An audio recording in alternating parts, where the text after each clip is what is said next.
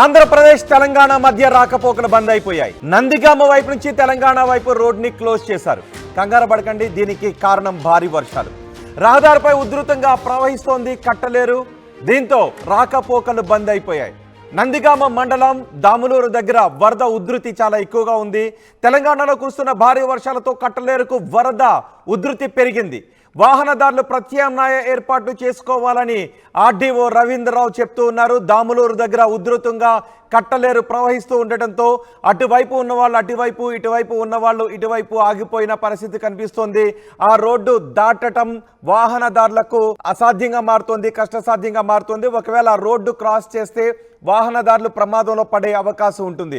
ఇప్పుడు మీరు RTV screen పైన చూస్తున్నారు కట్టలేరు ఎంత ఉధృతంగా ప్రవహిస్తోందో. వీటిలో నుంచి కట్టలేరు ఉధృతి మధ్యలో నుంచి వాహనాలు వెళితే అది ప్రమాదకరంగా మారే అవకాశం ఉంటుంది.